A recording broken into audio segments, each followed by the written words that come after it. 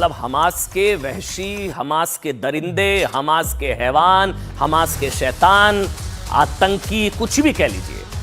मैं फिर वही बात करूंगा, किसी को हमारी बात बहुत कड़वी लगे तो लगे, फैक्ट ये कि ऐसी क्रूरता की इजाजत तो इस्लाम भी नहीं देता। भाई शांति का धर्म है, जिहाद तो बिल्कुल भी नहीं देता ऐसी इस चीज की इजाजत। जिहाद गैर मुसलमानों के खिलाफ धर्म युद्ध है या खुद को अंदर से बदलने की अंदरूनी लड़ाई है, हम इस व्याख्या में आज नहीं जाना चाहते हैं। इसका फैसला वो करें जिन्होंने इस्लाम को पढ़ा है।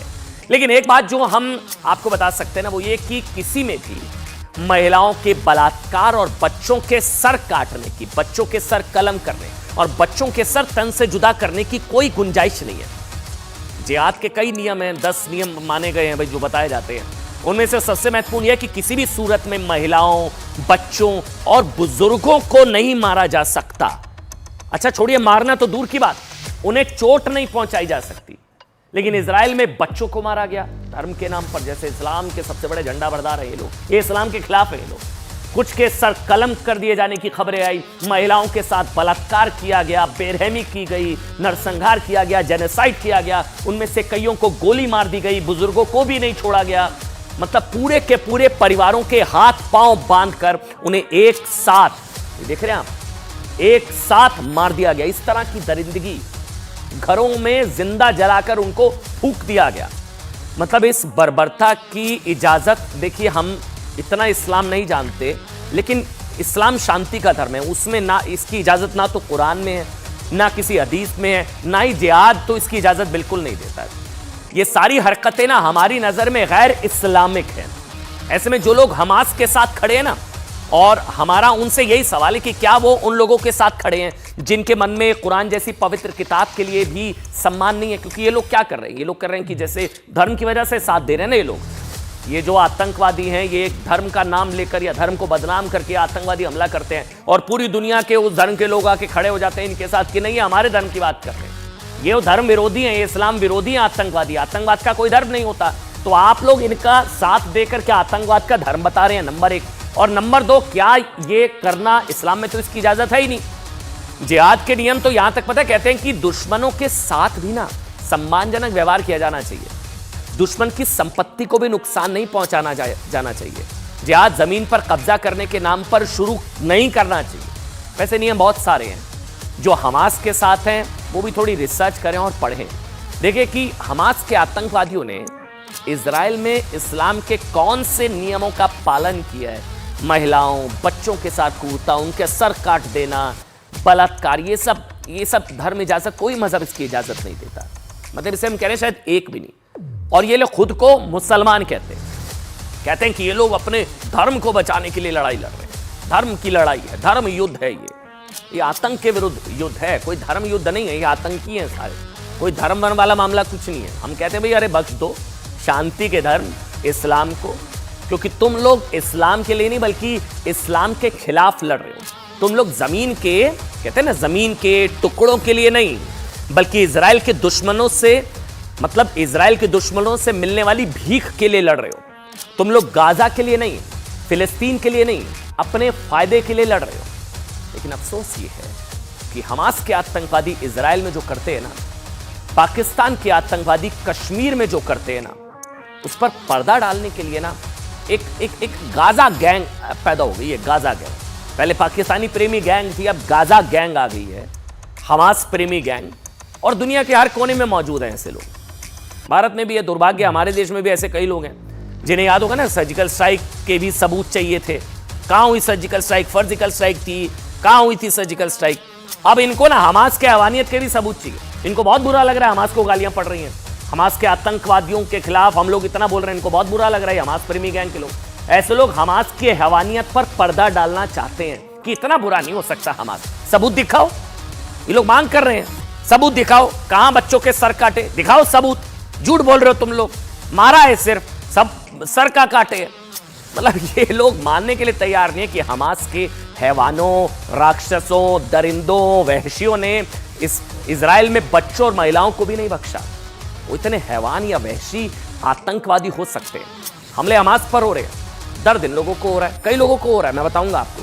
कह रहे हैं कि नहीं, सर कलम नहीं किया होगा, मारा होगा, हाँ मारा होगा, सर नहीं काटा होगा। झूठ, फेक न्यूज फैला रहे हैं आप लोग। ये लोग कहते हैं हमास के ऐसे हमदर्द हर जगह बैठे हैं।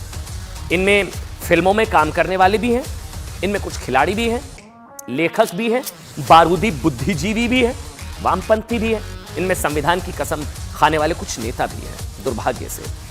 अब देखिए क्या है, बहस इस चीज पर होनी चाहिए थी कि हमास ने जो किया वो बर्बरता की पराकाष्ठा है।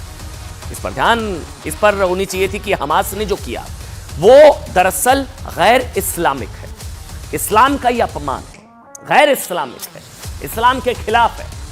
लेकिन बहस क्या हो रही है? बहस इस बात पर हो रही है कि हमास के आतंकवादियों द्वारा 40 से ज्यादा बच्चों के सिर तन से जुदा किए जाने की खबरें सही हैं या गलत। यही चर्चा हो रही है ना। मतलब अगर हमास के आतंकवादियों ने बच्चों का सिर कलम नहीं किया और गोली मारी है, तो क्या इससे आतंकवादी रहमदिल हो गए? आतंकवादी रहमदिल हो गए क्या? बंदूक से निकली गोली जब एक बच्चे के शरीर को चीरती हुई निकली होगी तो पता क्या हुआ होगा? कुछ सेकंड्स तो मतलब उसे कुछ महसूस ही नहीं हुआ होगा। बच्चे को, मासूम को जब गोली लगी होगी, जब उसका एग्जीक्यूशन किया गया, जो बताया गया, उसके बाद उसे बदन में आग सी महसूस हुई होगी। जिन अंदरूनी अंगों को चीरती हुई वो गोली निकली होगी ना, वो लहूलुहान हो गए होंगे, सांसें उखड़ गई होंगी और चंद सेकंड्स में बच्चे ने दम तोड़ दिया होगा। देखिए, हमें माफ करिएगा, आप में से कई लोगों को हमारे ये शब्द अच्छे नहीं लग रहे होंगे, हम सब क्यों डिस्क्राइब कर रहे हैं। बहुत सारे लोगों को सुनकर घबराहट भी हो रही है कि हम डिस्क्राइब क्यों कर रहे हैं। लेकिन हमें ये बताने के लिए मजबूर इसलिए होना पड़ा है क्योंकि बहस ये हो रही है कि हमास ने ना बच्चों का सिर नहीं काटा है, गोली मारी है, सिर एग्जीक्यूट ही तो किया है, सिर नहीं काटा है। मतलब हद है ऐसे लोगों की। 5, 7, 10 साल के बच्चों को मारा ही है ना, चाहे तलवार से मारा, चाहे गोली से मारा, चाहे एग्जीक्यूट किया, कुछ किया, गला काटा। लेकिन नहीं, हमास के हमदर्दों को सबूत चाहिए। इनको यहां भी सबूत चाहिए होते हैं कि सर्जिकल स्ट्राइक की नहीं की, सबूत दिखाओ। इनको हमास की हैवानियत के सबूत चाहिए। इतना बुरा नहीं है हमास। हमास की तो स्वाभाविक प्रतिक्रिया, all India Muslim personal law board कहता है हमास की प्रतिक्रिया तो स्वाभाविक है। हमास की स्वाभाविक प्रतिक्रिया को आतंकवाद कहना अन्याय है। हमास के साथ अन्याय की चिंता हो रही है लोगों को। वो कह रहे हैं कि सबूत दिखाओ, हमास के आतंकवादियों ने बच्चों का सिर काटा। काटा नहीं काटा, सबूत नहीं है तो हमास को यूं ही बदनाम मत करो। क्या हुआ? परसों इजराइल के प्रधानमंत्री ने कहा कि हमास के आतंकवादियों ने छोटे छोटे बच्चों के सिर काटे। कल अमेरिका के राष्ट्रपति ने भी कहा, उन्होंने इसकी तस्वीरें देखी। ये जो बाइडेन ने अपने मुंह से कहा, जो अंतर्राष्ट्रीय मीडिया हमले वाली जगहों पर पहुंचा, उसने भी इसके सबूत देखे। वैसे तो किसको सबूत देने की जरूरत है? हमास है आतंकवादी संगठन, आपको रोना है रोइए। आतंक के लिए आंसू यहां भी है, वहां भी है। इजराइल की सेना ने भी कहा है कि हमास के आतंकवादियों ने बच्चों की भी बर्बरतापूर्ण हत्या की है। लेकिन सबूत गैंग को सबूत चाहिए। ये वो सबूत गैंग है जो कहता है ना कि भारत ने पाकिस्तान पर सर्जिकल स्ट्राइक की, उसके सबूत लाओ, सबूत दिखाओ। वो आतंकी हैं, सबूत दिखाओ। बुरहान वानी, मन्नान वानी, ये लोग आतंकवादी है। कैसे कह रहे हो आप लोग आतंकवादी? कोई इंजीनियर निकल आता है, कोई इनके लिए सर्जन निकल आता है। अल जवाहरी तो सर्जन है, पता नहीं क्या है क्या नहीं है। भारत ने पाकिस्तान में एयर स्ट्राइक की, उसके सबूत लाओ। पुलवामा आतंकवादी हमले में पाकिस्तान का हाथ था, सबूत लाओ। अफजल गुरु के गुनाहों के सबूत लाओ। याकूब मेमन के खिलाफ सबूत लाओ। सरकार, सेना, सुरक्षा एजेंसियों ने हर बार थोक के भाव सबूत दिए। लेकिन नहीं, क्या है ना, जब तक मसूद अजहर, याकूब Memon, Kasab, Afzal Guru, Al Zawahiri, Osama bin Laden, Osama ji कुछ लोगों के लिए, ओसामा बिन लादेन और हमास के आतंकवादियों की आत्मा इनके सपनों में आकर नहीं कह देगी ना कि हाँ भाई हम आतंकवादी हैं, हमने हजारों लोगों का खून बहाया, तब तक ये लोग शायद मानने वाले नहीं है। सबूत क्या है? अब इन्हीं लोगों को अब इस बात के सबूत चाहिए कि हमास ने बच्चों का गला काटा या नहीं काटा। इन्हें एक बहाना तब मिल गया जब अमेरिका के राष्ट्रपति ने तो माना कि उन्होंने बच्चों के सिर तन से जुदा किए जाने की तस्वीरें देखी, लेकिन व्हाइट हाउस ने अपने बयान में कहा दिया कि राष्ट्रपति ने तस्वीरें नहीं देखी बल्कि वो खुद इजराइल से आ रही रिपोर्ट्स का जिक्र कर रहे थे। बस फिर क्या था? नई दिल्ली से लेकर न्यूयॉर्क तक सबूत गैंग एक्टिव हो गया। सुनिए पहले आप।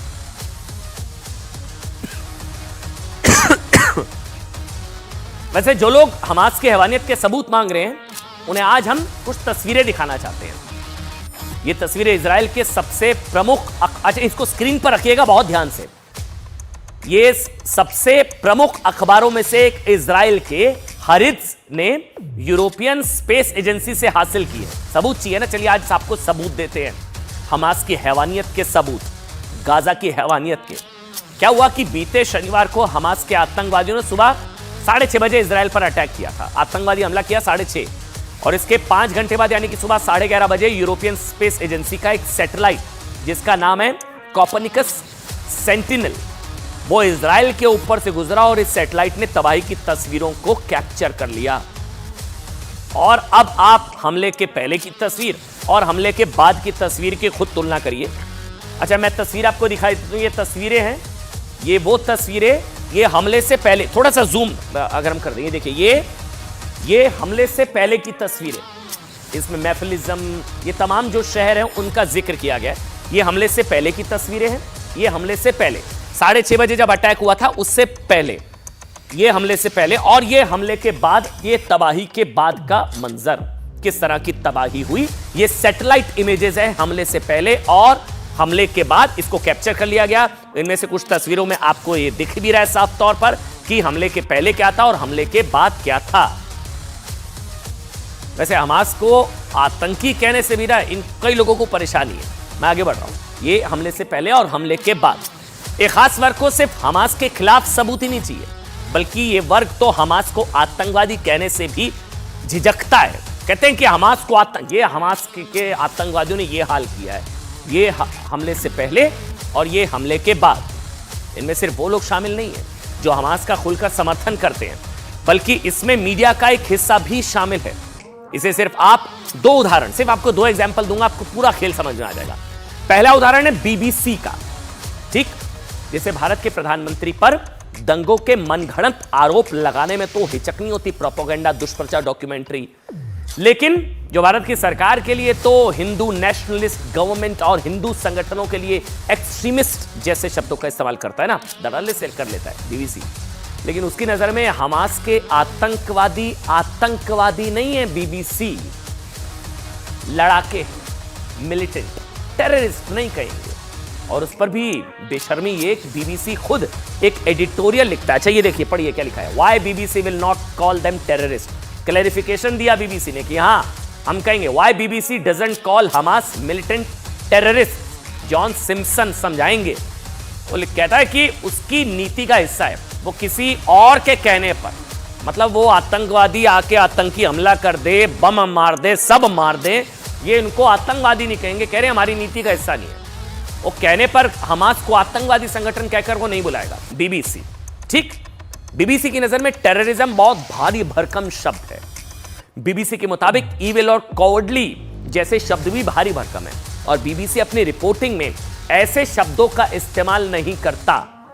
BBC defends policy not to call Hamas terrorists. BBC Hamas के हमले को आतंकवादी हमला तो छोड़िए, कायरतापूर्ण हमला भी नहीं कहना चाहता, कॉवर्डली एक्ट, कायरतापूर्ण भी नहीं कहता। एक एग्जांपल, ये लोग हमास को आतंकवादी नहीं कहते हैं, हमास को आतंकवादी नहीं मानते, आतंकवादी मत कहो। दूसरा एग्जांपल, न्यूज क्लिक, पता है ना, न्यूज क्लिक जिसके खिलाफ दिल्ली पुलिस यूएपीए के तहत यानी देश विरोधी गतिविधियों में शामिल होने के आरोपों के तहत जांच कर रही है। न्यूज क्लिक पर जाकर आप ऐसा करिए, आप इजराइल फिलिस्तीन युद्ध की खबरों को पढ़ेंगे ना, तो वहां लिखा मिलेगा, तो वहां हमास के लिए आतंकवादी नहीं बल्कि पैलेस्टीनियंस रेजिस्टेंस जैसे शब्द दिखाई देंगे कि इजराइल में जो इतने लोग मर गए was due to Palestinians resistance, not terrorist, Palestinians resistance. ये देखिए अब आप, ये लोग नहीं कहते टेररिस्ट या आतंकवादियों को आतंकवादी नहीं कहते। अब मजे की बात यह कि बीबीसी जिस देश का मीडिया संस्थान है वो ब्रिटेन हमास को टेररिस्ट आतंकवादी संगठन मानता है, और न्यूज क्लिक जिस भारत से ऑपरेट करता है वहां की सरकार और खुद प्रधानमंत्री हमास के हमले को आतंकवादी हमला कह चुके हैं। लेकिन ना तो बीबीसी को अपने देश की नीतियों से कोई फर्क पड़ता है और ना न्यूज क्लिक का तो कहना ही क्या। हालांकि ब्रिटेन के ही नेता बीबीसी पर यह दबाव डाल रहे हैं कि वो हमास को आतंकवादी कहना शुरू कर दें, लेकिन बीबीसी शायद ऐसा नहीं करेगा। मतलब वो भी तब जब इजराइल में हुए हमले में ब्रिटेन के भी नागरिक मारे जाने की खबरें हैं। जी हाँ, ब्रिटेन के भी नागरिक मारे गए हैं। यानी बीबीसी को इस बात से भी फर्क नहीं पड़ता है कि उसके ही देश के नागरिकों को एक आतंकवादी संगठन ने मार दिया, वो उसे आतंकवादी नहीं कहेगा। यही हाल न्यूज क्लिक का भी है। पैलेस्टीनियन रेजिस्टेंस नॉट टेररिस्ट, आतंकवादी नहीं। इजराइल में 20,000 भारतीय रहते हैं। कितने? 20,000। इनकी जान को भी खतरा है इन आतंकवादियों से। लेकिन न्यूज क्लिक के मुताबिक ये आतंकवादी हमला नहीं, बल्कि इजराइल की ऑक्यूपेशन फोर्स के खिलाफ फिलिस्तीन का रेजिस्टेंस है। यानी हिंदी में इसको प्रतिरोध कहते हैं, प्रतिरोध। अच्छा, एक बड़ी खबर इस वक्त हमको मिल रही है। इजराइल और हमास के बीच जारी जंग से बड़ी खबर इस वक्त, बहुत बड़ी खबर है ये। इजरायली मीडिया ने दावा किया है कि कुछ देर पहले इजरायली सेना ने सीरिया के 2 एयरपोर्ट को निशाना बना दिया है। ये युद्ध आगे बढ़ रहा है। बड़ी खबर आ रही है कि 2 एयरपोर्ट पर मिसाइल स्ट्राइक। ये मतलब अब फिलिस्तीन के बाद सीरिया का नंबर है। खबर है कि 2 एयरपोर्ट को टारगेट किया गया है और इसमें यह भी बताया गया कि खबरों के मुताबिक इजराइल ने एलेप्पो और दमिश्क एयरपोर्ट पर मिसाइल स्ट्राइक कर दिया। यह बहुत बड़ी खबर आ रही है भाई, क्योंकि यह मामला 2 देशों के अलावा इजराइल फिलिस्तीन के आगे बढ़ता हुआ नजर आ रहा है। सीरिया न्यूज एजेंसी साना के मुताबिक यह हमला इतना जबरदस्त था कि दोनों एयरपोर्ट के रनवे पूरी तरह से बर्बाद हो गए हैं। एयरपोर्ट, सीरिया के एयरपोर्ट पर इजराइल की मिसाइल और अब ये इस्तेमाल करने लायक नहीं बचे हैं। इजरायली वायुसेना ने सीरिया के दमिश्क अंतर्राष्ट्रीय हवाई अड्डे पर ऐसे वक्त पर स्ट्राइक की है जब ईरान के विदेश मंत्री हुसैन अमीर का विमान यहां लैंड करने वाला था। और अब यह खबर आ रही है कि सीरिया के हवाई अड्डे पर स्ट्राइक कर दी गई है।